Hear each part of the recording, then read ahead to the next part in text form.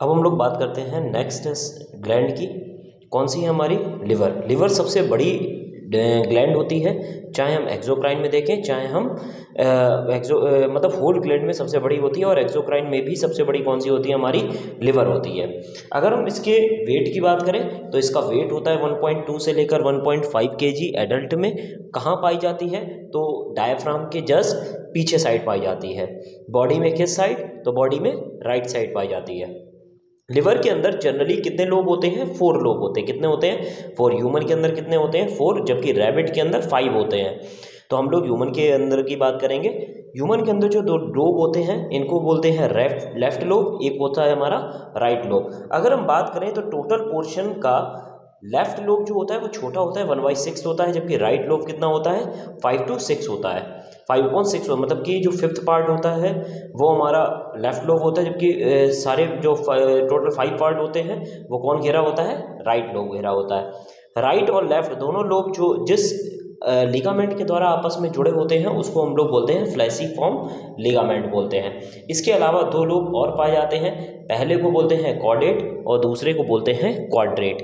Chordate और quadrat 2 और lobe पाए जाते हैं जो कहाँ के पार्ट है? लिवर के पार्ट है। अब जैसे हम लोग पढ़ते हैं किडनी की यूनिट नेफ्रॉन होती है, वैसे ही हम लोग पढ़ते हैं लिवर की जो फंक्शनल यूनिट होती है वो हिपैटिक लोब्यूल्स होती है। मतलब कि लिवर के अंदर वो सेल्स जो बाइल जूस को बनाने का काम करती हैं, तो उन सेल्स को हम लोग उसकी फंक्शनल यूनिट बोलते हैं, जो क्या होती है? हिपैटिक लोब्यूल होती है। उसका शेप कैसा होता है? हेक्सागोनल होता है।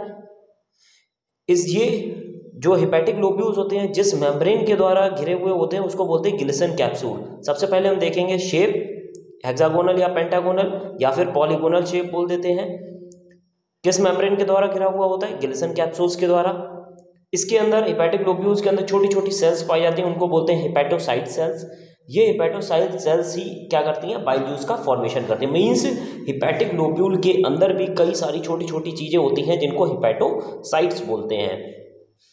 साथ ही साथ इसमें अब सेल्स हैं तो सेल को ऑक्सीजन चाहिए होगा, कौन लेके आएगा? Hepatic artery. अगर फंक्शन करेंगे तो कार्बन डाइऑक्साइड बनेगी, कौन लेके जाएगा? तो हिपैटिक बॉटल वेन लेके जाएगा। उसके बाद में एक और चीज होती है जो बाइल को ले जाती है, उसको हम लोग क्या बोलते हैं? Bile duct. तो हमने देखा कि क्या क्या चीजें प्रेजेंट है। हिपैटिक लोब्यूल का शेप हेक्सागोनल, पेंटागोनल या फिर पॉलीगोनल शेप बोलते हैं। एक मेम्ब्रेन के द्वारा घिरा होता है जिसको हम लोग बोलते हैं गिल्सन कैप्सूल। उसके बाद में इसके अंदर छोटी छोटी सेल्स होती हैं जिनको बोलते हैं हिपैटोसाइट सेल्स। क्या प्रोड्यूस करती हैं? बाइल जूस प्रोड्यूस करती हैं। क्या बनाती हैं? एक हिपैटिक आर्टरी होती है, हिपैटिक पोर्टल वेन होती है और बाइल डक्ट होती है। इसके अलावा लिवर के अंदर एक और चीज पाई जाती है जिनको बोलते हैं कफर सेल्स। कफर सेल्स का काम होता है फैगोसिटिक सेल। मीन्स लिवर के अंदर की अगर कोई सेल डिस्ट्रॉय होती है तो उसको मतलब कोई खराब होती है तो उसको मारने का काम, या फिर कोई फॉरेन एजेंट आ जाता है उसको मारने का काम कौन करता है? कफर सेल्स करती हैं। अगर हम बात करते हैं लिवर के, जैसे मान लीजिए ये लिवर है, ये क्या है? लिवर है। लिवर का ये लेफ्ट लोब है, ये हमने क्या बोल दिया? Right lobe. लेफ्ट लोब से एक डक्ट निकलती है, इसको बोलते हैं लेफ्ट हिपैटिक डक्ट। क्या बोलते हैं? Left hepatic duct. आगे राइट लोब से जो निकलती है इसको बोलते हैं राइट हिपैटिक डक्ट। दोनों आगे जाकर जो है वो कंबाइंड हो जाती हैं, दोनों आगे जाकर क्या हो जाएंगी? कंबाइंड हो जाती हैं और एक चीज बनाती हैं जिसको हम लोग बोलते हैं कॉमन हिपैटिक डक्ट। मीन्स हम लोग इसकी बात कर रहे हैं तो ये हमारी कौन सी हो गई? कॉमन हिपैटिक डक्ट हो गई। लिवर के अंदर क्या बनता है? बाइल जूस बनता है। ये बाइल जूस जो है वो कहाँ स्टोर होता है? गॉल ब्लैडर में स्टोर होता है। और गॉल ब्लैडर में देखिए यहाँ से ये बना, ये दोनों लोब से बना और यहाँ पर जाकर स्टोर हो गया। ये हमारा क्या है? Gall bladder. गॉल ब्लैडर से एक डक्ट निकलती है, इसको बोलते हैं सिस्टिक डक्ट। क्या बोलते हैं? सिस्टिक डक्ट बोलते हैं।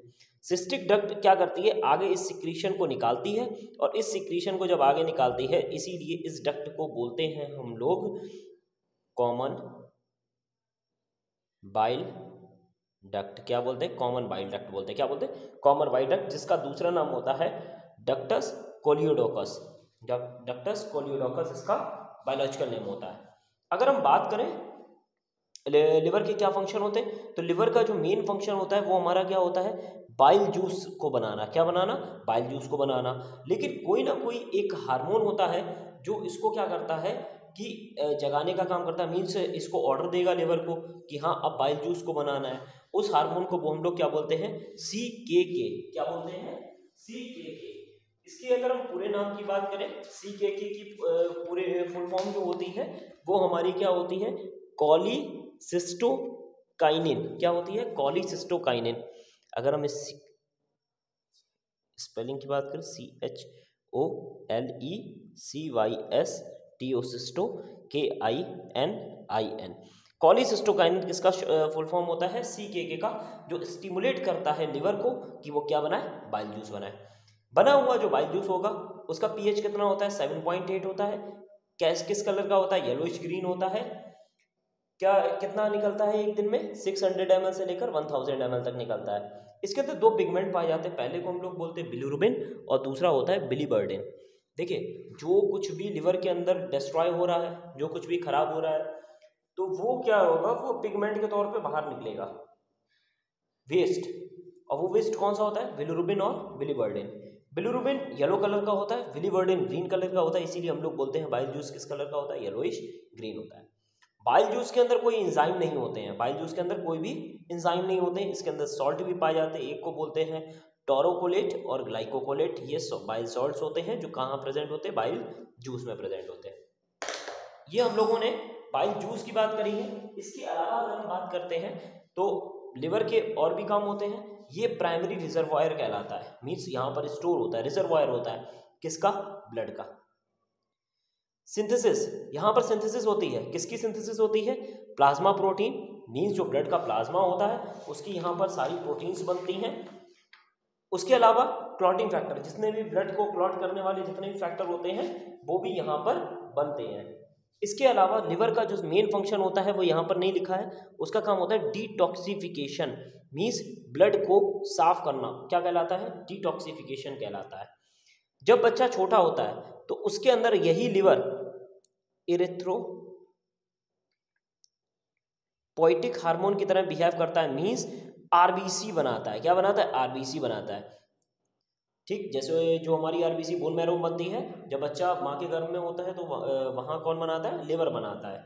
उसके अलावा यूरिया की सिंथेसिस करता है। देखिए बॉडी के अंदर कुछ भी फंक्शन होगा, अमोनिया बनेगी।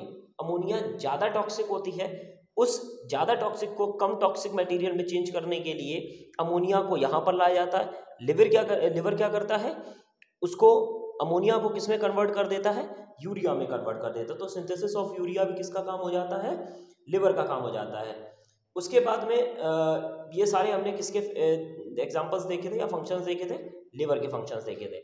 अब हम लोग नेक्स्ट ग्लैंड की बात करेंगे, वो हमारी होगी गैस्ट्रिक ग्लैंड। अब हम लोग नेक्स्ट ग्लैंड की बात करते हैं। नेक्स्ट ग्लैंड हमारी कौन सी है, गैस्ट्रिक ग्लैंड। गैस्ट्रिक ग्लैंड एक प्रकार की कैसी ग्लैंड है, सिंपल है, स्ट्रक्चर कैसा है, ट्यूब लाइक है, इसीलिए कैसी ग्लैंड है, ट्यूब्यूलर है, और कई सारी ब्रांचेस पाए जाने के कारण ये कैसी है, ब्रांच्ड। तो गैस्ट्रिक ग्लैंड एक सिंपल ट्यूब्यूलर ब्रांच्ड ग्लैंड होती है, जो कहाँ पर प्रेजेंट होती है, हमारी स्टोमक में। कहाँ प्रेजेंट होती है, स्टोमक में हमारी प्रेजेंट होती है। अगर हम देखें इस ग्लैंड से कुछ चीज़ों का सिक्रीशन होता है, और वो सिक्रीशन करने वाली इसी ग्लैंड की कुछ सेल्स होती हैं। सबसे पहली सेल्स को हम लोग बोलते हैं चीफ सेल्स, उसके बाद पैराइटल सेल्स, म्यूकस सेल्स या म्यूकस या नेक सेल्स बोलते हैं इसको। उसके बाद होती है इंट्रो एंडोक्राइन या फिर इंट्रोक्रोमोफिन सेल्स बोलते हैं, मोस्टली इसको एंडोक्राइन बोलते हैं। अब हम लोग बात करते हैं कहाँ पर प्रेजेंट होती हैं और क्या काम होता है इनका। देखिए सबसे पहले चीफ सेल्स जो होती हैं, अगर हम बात करें चीफ सेल्स जो होती है कुछ इस तरीके का, पहले हम लोग स्ट्रक्चर देखते हैं, कुछ इस तरीके का स्ट्रक्चर होता है।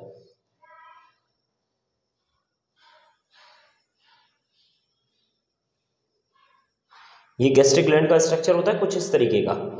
यहां पर ऊपर साइड क्योंकि नेक होता है तो म्यूकस नेक सेल क्या होती है, म्यूकस नेक सेल्स, जिस इन सेल्स का दूसरा नाम होता है गॉबलेट सेल्स। क्या बोलते हैं, गॉबलेट, GOBLET, गॉबलेट सेल्स बोलते हैं, जिससे किसका सिक्रीशन होता है, म्यूकस का सिक्रीशन होता है। दूसरी होती हैं पैराइटल सेल, जस्ट नीचे पेरीफेरी पर, इधर किनारे यहाँ पर ऐसे इस तरीके से प्रेजेंट होती हैं। इनको हम लोग बोलते हैं पैराइटल सेल्स, और पैराइटल सेल्स का दूसरा नाम होता है ऑक्जेंटिक सेल्स। क्या बोलते हैं? ऑक्जेंटिक सेल्स बोलते हैं। ये ऑक्जेंटिक सेल्स दो चीजें निकालती हैं, एक HCl निकालती है जो क्या जिसका काम क्या होता है, प्रो एंजाइम्स को कन्वर्ट करना मेन एंजाइम में, प्रो एंजाइम्स को कन्वर्ट करना मेन एंजाइम में। अब देखिए प्रो एंजाइम क्या होते हैं, जैसे स्टोमक के अंदर दो प्रो एंजाइम्स प्रेजेंट हैं जो चीफ सेल्स के द्वारा निकाले जाते हैं। एक हमारा है पेप्सिनोजन और दूसरा है हमारा प्रोरेनिन। मींस ये जो एंजाइम है ये इनएक्टिव स्टेज में है। HCl क्या करता है, इस पेप्सिनोजन को कन्वर्ट कर देगा पेप्सिन में और प्रोरेनिन को कन्वर्ट कर देगा रेनिन में। तो HCl का काम क्या होता है, पेप्सिनोजन को पेप्सिन में और प्रोरेनिन को रेनिन में कन्वर्ट करने का। मींस प्रो एंजाइम को मेन एंजाइम में कन्वर्ट करती है। इसके अलावा ये एक फैक्टर निकालती है जिसको बोलते हैं कैस्टल्स इंट्रिंसिक फैक्टर, जिसका काम होता है विटामिन B12 को एब्जॉर्ब करना। तो विटामिन B12 को एब्जॉर्ब करने के लिए जिस फैक्टर की रिक्वायरमेंट होती है उसको निकालने का भी काम कौन करता है, पैराइटल सेल करती है। इसके अलावा अगर हम बात करें एंट्रो एंडोक्राइन, जो बिल्कुल यहाँ बेस पर प्रेजेंट होती हैं। कहाँ प्रेजेंट होती है, बिल्कुल बेस पर, यहीं पर चीफ सेल प्रेजेंट होती हैं और उनके भी बेस पर कौन प्रेजेंट होता है, एंट्रो एंडोक्राइन ग्लैंड प्रेजेंट होती हैं। इनका काम क्या होता है, ये दो टाइप की सेल्स होती हैं, एक को बोलते हैं अर्जेंटाफिन और दूसरे को जी सेल्स। जी सेल्स गैस्ट्रिन हार्मोन निकालती हैं, अर्जेंटाफिन सीरोटोनिन हार्मोन निकालती है। ठीक है, जी सेल्स गैस्ट्रिन हार्मोन, अर्जेंटाफिन कौन सा हार्मोन निकालती है, सीरोटोनिन हार्मोन निकालती है। और यहीं से एक और हार्मोन का सीक्रेशन होता है, उसको हम लोग बोलते हैं हिस्टामिन। क्या बोलते हैं, हिस्टामिन बोलते हैं।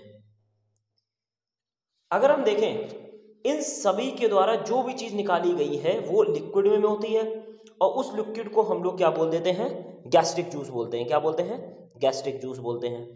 ये गैस्ट्रिक जूस जो है वो एक दिन में कितना निकलता है, 1.5 से लेकर 2 लीटर तक निकलता है। गैस्ट्रिक जूस कितना निकलेगा, 1.5 से लेकर 2 लीटर तक एक दिन में निकलता है।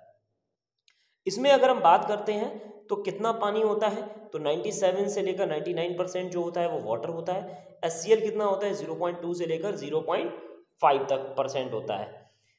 गैस्ट्रिक जूस का मेन काम क्या होता है, लुब्रिकेशन करना या प्रोटेक्शन करना। किसका लुब्रिकेशन और प्रोटेक्शन होगा, जो हमारा इंटेस्टाइन स्टोमक है,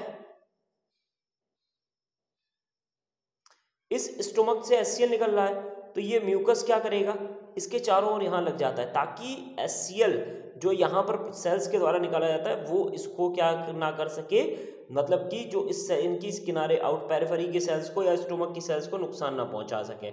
इसके अलावा HCl केवल मिडिल साइड में प्रेजेंट होता है, जहाँ पर कोई भी जो बैक्टीरियल एजेंट या फिर फॉरेन एजेंट या कुछ माइक्रोबियल एजेंट कोई भी आए तो उसको किल करने का काम करती है।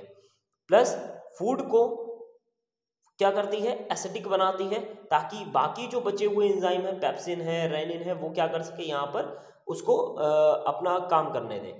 इसके बाद की अगर हम बात करें तो नेक्स्ट जो हमारी ग्लैंड्स होती है वो हमारी कौन सी होती हैं, इंटेस्टाइनल ग्लैंड। कौन सी होती है, इंटेस्टाइनल ग्लैंड।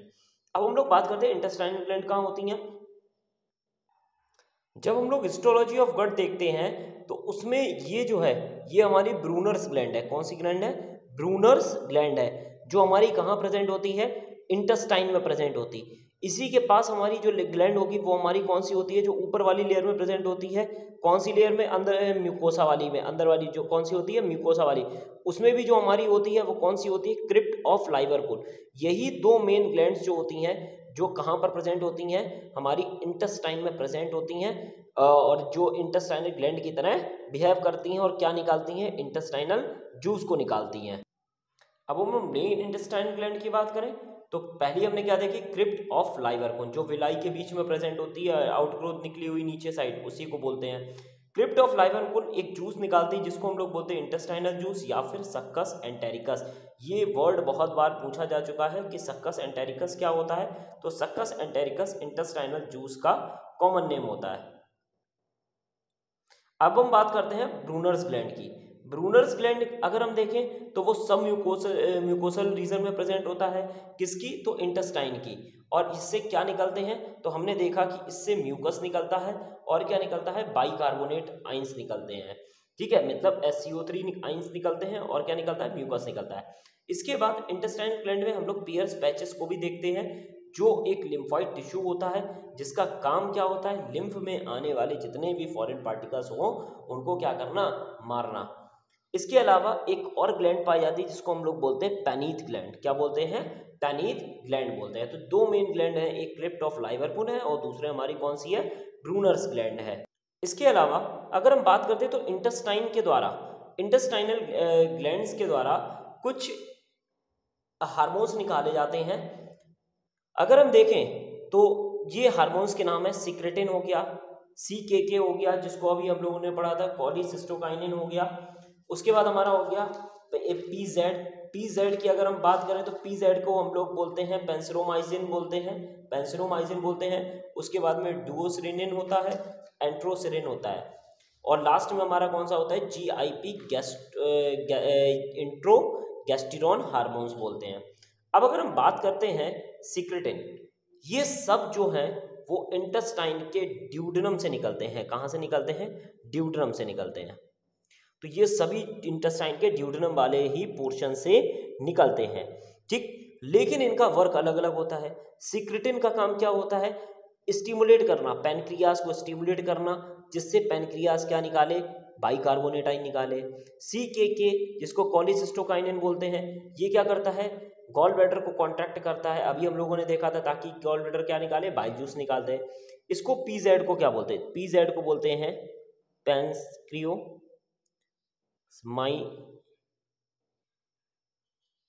ठीक, ये क्या निकालता है, ये भी पैनक्रियाटिक जूस निकालने में इंक्रीजमेंट करता है।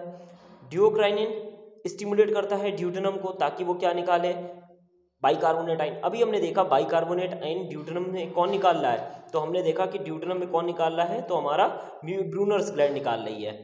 ठीक, उसके बाद एंट्रोक्रिनिन क्या निकालता है, स्क्रिप्ट ऑफ लाइवरपुल को स्टिमुलेट करता है ताकि वो क्या निकाले, सक्कस एंटेरिकस निकाले। एंट्रोगेस्टेरोन क्या करता है, ये एक हार्मोन होता है जो स्लो डाउन करता है किसकी एक्टिविटी को, ताकि गैस्ट्रिक जूस जो है वो लिमिटेड में निकले। ठीक है, उसके बाद में हम लोग देखते हैं इंटेस्टाइनल एंजाइम। इंटेस्टाइन के अंदर कौन कौन से एंजाइम होते हैं, सबसे पहले कार्बोक्सीपेप्टाइडेज एंजाइम होता है, प्रोटीन को डाइजेस्ट करने के लिए डाइपेप्टाइडेज और एमिनोपेप्टाइडेज एंजाइम्स होते हैं। लिपिड को डाइजेस्ट करने के लिए इंटेस्टाइनल लाइपेज होता है और न्यूक्लिक एसिड को डाइजेस्ट करने के लिए न्यूक्लियोटाइडेज और न्यूक्लियोसाइडेज एंजाइम होता है, मींस RNA और DNA को डाइजेस्ट करने के लिए। इसके बाद हम लोग नेक्स्ट ग्लैंड जो पढ़ेंगे वो हमारी कौन सी होगी, pancreas. Pancreas second largest gland होती है बॉडी की, फर्स्ट कौन सी होती है, लिवर। अगर हम बात करते हैं, पैनक्रियाज एक मिक्स ग्लैंड है जिसका शेप एलोंगेटेड है, कितने सेंटीमीटर, 16 सेंटीमीटर लॉन्ग, कितने सेंटीमीटर वाइड, 2.5 सेंटीमीटर वाइड। इसके दो पोर्शन होते हैं, एक्सोक्राइन पोर्शन होता है, एंडोक्राइन पोर्शन होता है।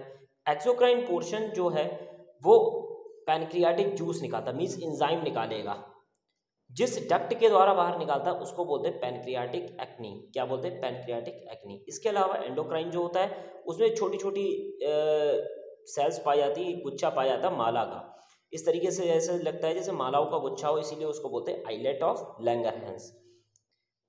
ये कुछ शेप है, इस शेप में हमने देखा जो मेन जो डक्ट है वो हमारी कौन सी है, मेन डक्ट हमारी कौन सी होती है, पैनक्रियाटिक एक्नी ही होती है। कौन सी होती है, पैनक्रियाटिक एक्नी होती है, जो क्या करती है, अपने सिक्रीशन को एक मेन डक्ट द्वारा निकालती है। इस डक्ट को बोलते हैं डक्ट ऑफ विल्सन। अगर आपसे कोई पूछे पैनक्रियाज के अंदर मेन डक्ट जो पैनक्रियाज जूस को बाहर लेकर जाती है उसको बोलते हैं डक्ट ऑफ विल्सन बोलते हैं। क्या बोलते हैं, डक्ट ऑफ विल्सन, ये मेन प्राइमरी डक्ट होती है। इसके अलावा और छोटी छोटी डक्ट्स होती हैं, इनको बोलते हैं डक्ट ऑफ सेंटोर्नी। क्या बोलते हैं, डक्ट ऑफ सेंटोर्नी बोलते हैं। पैनक्रियाटिक एक्नी जो सेल्स होती हैं ये क्या करती हैं, ये अपने डक्ट द्वारा दो चीज़ों को निकालती हैं, एक पैनक्रियाटिक एंजाइम और दूसरा बाइकार्बोनेट आयन। पैनक्रियाटिक एंजाइम की अगर हम बात करें, प्रोटीन को डाइजेस्ट करने वाले कुछ एंजाइम्स होते हैं, कार्बोहाइड्रेट को डाइजेस्ट करने वाले कुछ एंजाइम्स होते हैं, लिपिड को डाइजेस्ट करने वाले और न्यूक्लिक एसिड को डाइजेस्ट करने वाली। न्यूक्लिक एसिड को डाइजेस्ट करने के लिए डीएनएस, आरएनएस है। लिपिड को डाइजेस्ट करने के लिए स्टेप्सिन्स है। कार्बोहाइड्रेट को डाइजेस्ट करने के लिए पैनक्रियाटिक एमाइलेज है। प्रोटीन को डाइजेस्ट करने के लिए कई सारे एंजाइम्स हैं, लेकिन ये हमेशा किस फॉर्म में होते हैं? इनएक्टिव फॉर्म में। जैसे ट्रिप्सिनोजन, जो ट्रिप्सिन होता है वो इनएक्टिव फॉर्म में उसको ट्रिप्सिनोजन बोलते हैं। काइमोट्रिप्सिन इनएक्टिव फॉर्म में काइमोट्रिप्सिनोजन। इलास्टेज, प्रोइलास्टेज इनएक्टिव स्टेज में होता है। कार्बोऑक्सी पेप्टाइडेज जो एंजाइम होता है वो भी इनएक्टिव स्टेज में होता है, जिसको हम लोग क्या बोलते हैं? प्रो कार्बोऑक्सी पेप्टाइडेज बोलते हैं। तो इस वीडियो में हम लोगों ने किसके बारे में देखा? जितनी भी ग्लैंड्स बची हुई हैं इन सभी को देखा था। नेक्स्ट वीडियो में डाइजेशन की प्रोसेस देखेंगे।